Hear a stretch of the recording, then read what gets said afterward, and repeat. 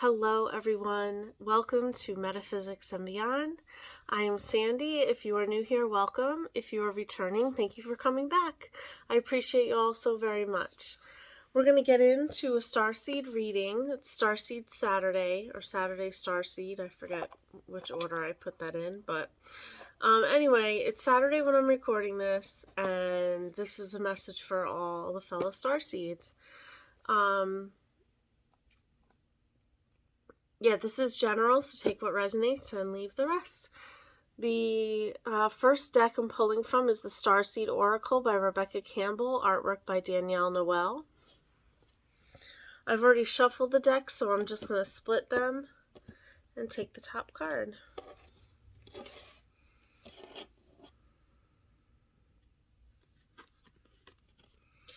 And we have Earthed, learning how to be human, in the world but not of it. Yes, we came here with a specific message, or mission, or maybe you came for a specific message also. But you're here to learn lessons and to help others heal and to share your light. And it's hard sometimes to really be in this world and realize that we're not of it, because it kind of makes us feel like we're homesick, or homeward bound is also what I'm hearing. But for a place, we're homeward bound for a place that we cannot get to in this dense world right now. So let's see what the book has to say for Earthed.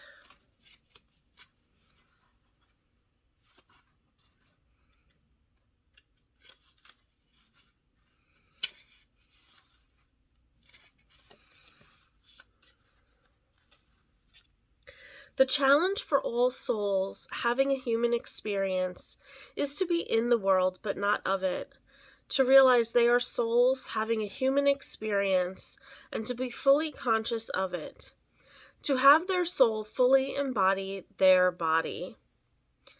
People's personalities tend to relate to either transcendence or immanence. Those who lean toward transcendence have a longing for the heavens and the metaphysical. They yearn for a personal experience with God and to be lost in the heavens. They're envious of the angels and are more comfortable praying and hanging out in the stars than on earth. Those who tend toward immanence have attached themselves more to earth and their body. They spend more time thinking about things in the physical world rather than connecting with the heavens or their own mystical inner worlds. Being a fully embodied soul having a human experience means finding the balance between transcendence and immanence, being in the world but not of it. I definitely lean more towards the transcendence type. How about you? Let me know in the comments below. Most starseeds are drawn towards transcendence. They're more comfortable with the angels and the heavens. Life on earth can be more difficult for them. If this is you, you're being reminded that you chose to be a soul in a body on earth, and you're being called to focus more of your energies in the physical world.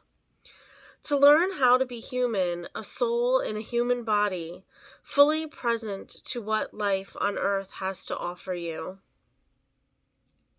Starseed Soul Inquiry. Do you tend to long for the stars or be more in the physical? How can you find greater balance between the two? Let me know how you can find balance in the comments below.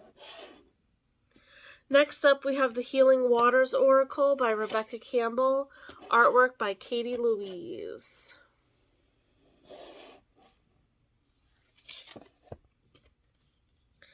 And our card is the Sacred Well, replenishment, self-care, give from a place of plenty.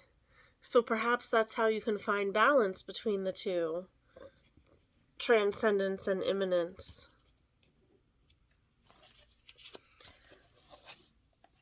Let's see what the book has to say. The sacred well is a resting place, a recovery place, a healing place. It's somewhere for weary travels to be replenished, a place where we can receive and resource in order to go back out into the world and give. As the adage says, we can only give to others what we've given to ourselves or have ourselves been given. How full is your inner well? Are you giving from a place of overspilling plenty, or are you overextending and giving from a parched land? Self-care has come to be regarded as a somewhat frivolous, luxurious practice. However, self-care is much more fundamental than that. It's about resourcing ourselves in a rhythmic way. This doesn't necessarily need to involve splurging on an expensive spa break or vacation. It could simply be taking time out in nature with the sun on your back. It could be spending an extra 5 minutes each morning to slowly drink your cup of tea, or running a bath with essential oils when the children are asleep. If you're relying on our reserves to sustain us, eventually our inner well will run dry. And when we reach this place, it takes an awful lot to return to a state of balance. Do you feel guilty for putting yourself first? Do you question whether you should give yourself what you really, truly yearn for? How can you reprioritize your energetic well-being? The sacred well is calling us to come home to it and to frequent it in a rhythmic way. Soul inquiry. How are you being called to fill up your inner well? What's your favorite way to fill up your inner well? Let me know in the comments below. Mine, I go for massages. That's my favorite way. Or a nice bath. Okay, now we're going to pull from the Rose Pocket Oracle by Rebecca Campbell, artwork by Katie Louise.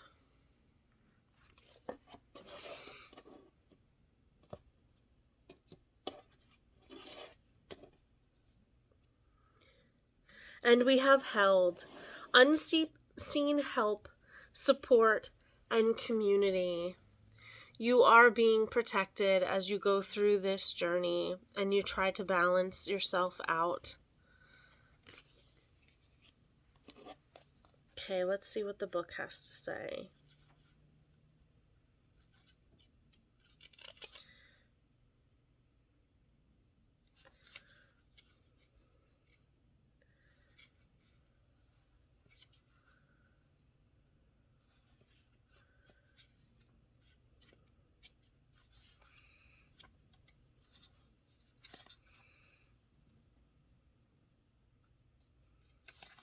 Here we go.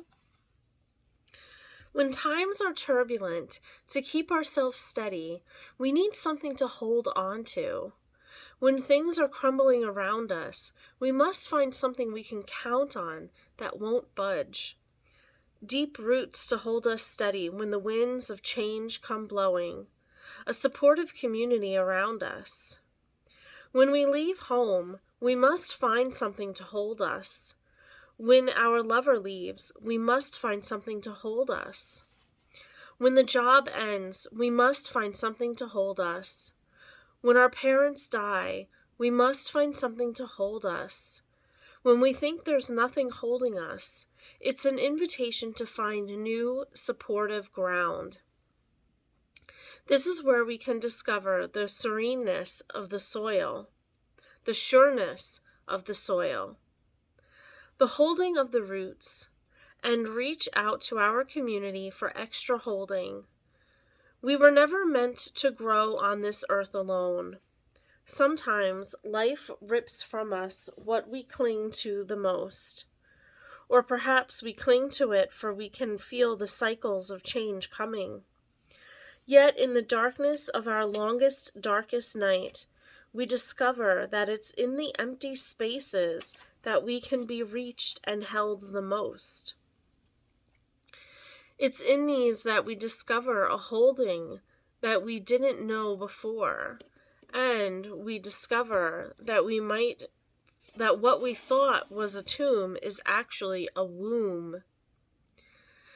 You're being called to trust that the Great Mother has got you, to trust in the sureness of her soil, to trust the process of what's unfolding, and that you are not going through this alone. Soul inquiry. How can you call in more support in your life? What is holding you right now? Put it in the comments below. What's holding you right now? Okay, now we're going to do some bibliomancy with Letters to a Starseed by Rebecca Campbell. All right, Spirit, what story do we need to hear? Ooh, Akashic Records Attunement.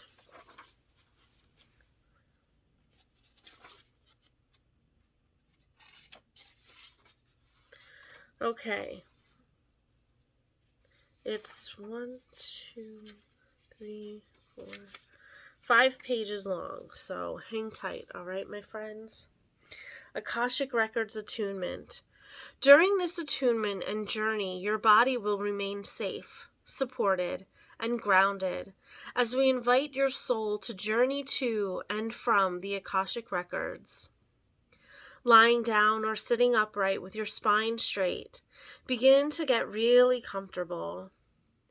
Gently close your eyes.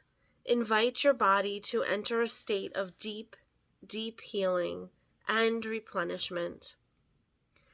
Begin to feel the presence of a circle of light around your body, protecting it and inviting it to enter a state of deep healing during this journey. As you bring your hands up and around and back to your heart, imagine that beautiful flower, and imagine that flower opening petal by petal. In the middle of the flower is a light representing your soul, your ancient self that's traveled from lifetime to lifetime and beyond. It is connected to all of life. This part of you has wisdom beyond your years and knows exactly why you came here now. As I count down from 5 to 1, I invite you to begin traveling through the portal of your heart to your inner temple.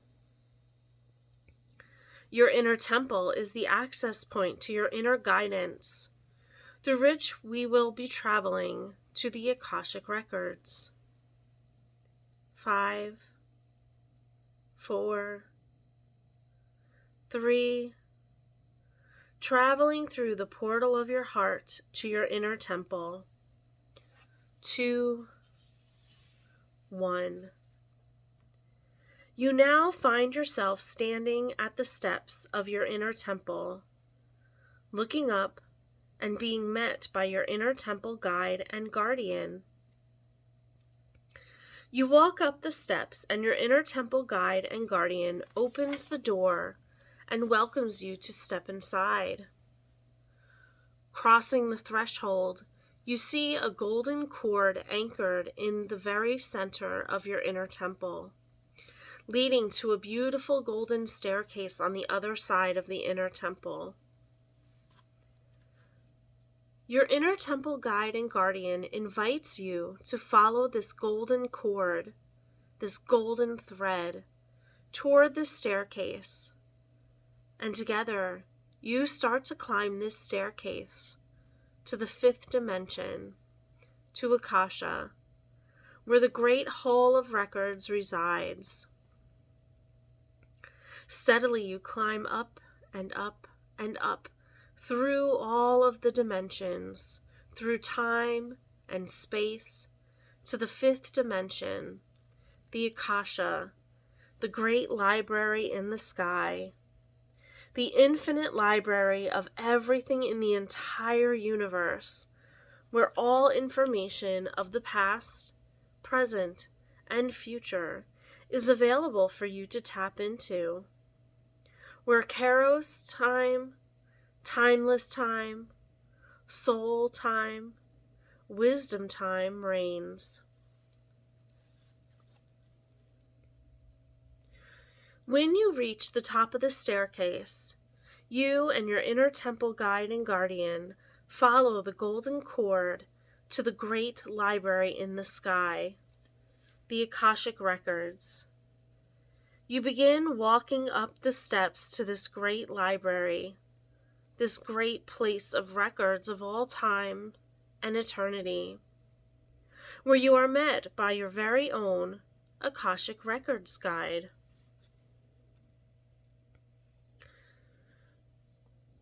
Your Akashic Records guide welcomes you to the Akashic Records and opens the door and leads you into the great hall of records. As you begin to make your way down the hall of records, you notice there are so many books. All these books are filled with information documenting all the things that have ever happened or are happening or ever will happen.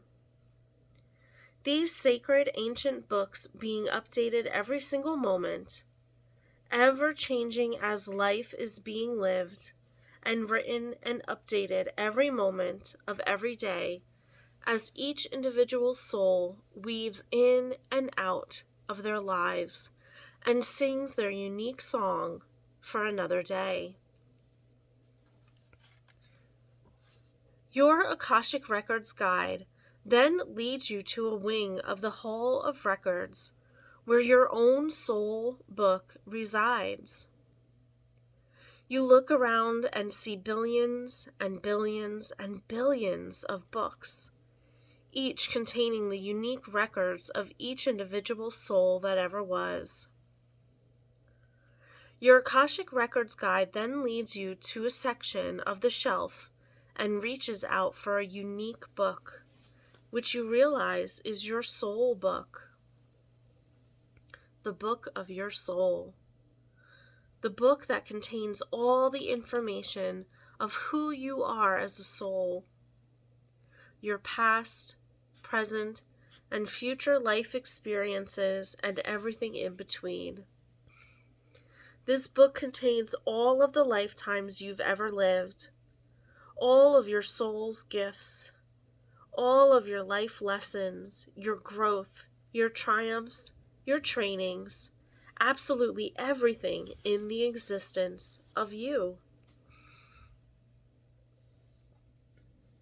Your Akashic Records guide now invites you to take a seat and to hold your soul book in your hands. Your Akashic Records guide invites you to place your hands directly on top of the book and to breathe in an ancient nature of who you truly are. You take a moment to drink in your soul book. What do the pages feel like? You run your hands over the front cover of your soul book and notice the color, the texture, and the materials from which it's made. You notice any details. What's written on the spine? Is anything written on the front page? Is anything written on the cover? How thick is it?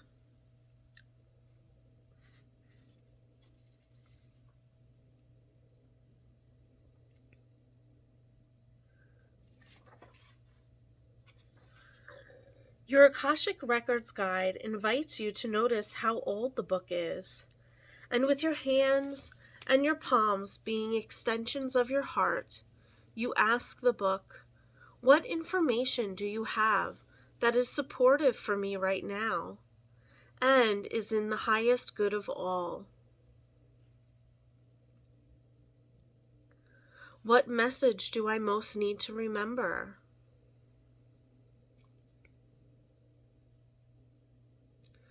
How can I commit more to my current incarnation?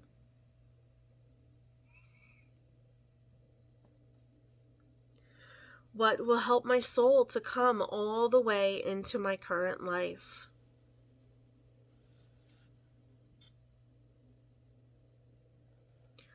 Your Akashic Records guide invites you to flick through the pages very briefly, to feel and notice the texture of the pages, to smell and to drink in what your senses, even more of the book that documents who you are as the soul. Knowing that you've connected with your soul book and that you now know the way to it through the great library and the great hole of the Akasha, your Akashic Records guides takes the book and places it back on the shelf.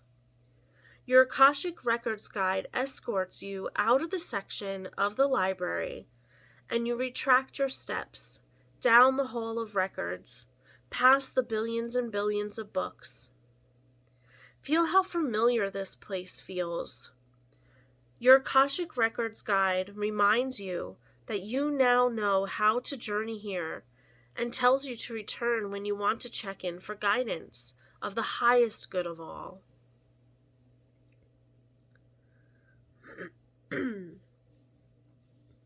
Your Akashic Records guides lead you out through the door of the great library of Akasha, down the steps where you're reunited with your own inner temple guide and guardian.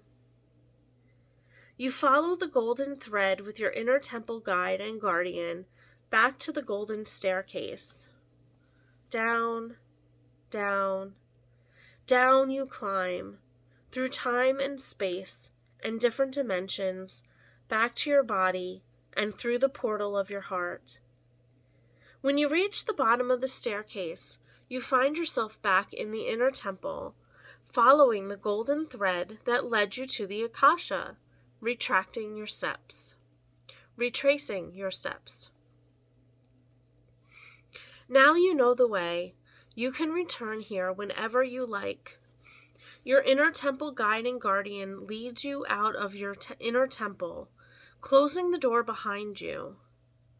As I count down from 5 to 1, you will find yourself traveling back to your body through the portal of your heart, back into the present moment and the room that you are in.